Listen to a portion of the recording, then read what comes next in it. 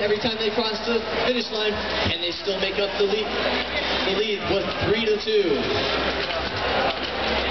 With 40 seconds left on the clock. Team 1599 looks to go up. While Team 1137 dislodges one of the track balls, eliminating the 12-point bonus with 30 seconds left remaining. Pop it. There you go. 1599 releases the track ball, gaining 2 points. All track balls are down the blue side of the field.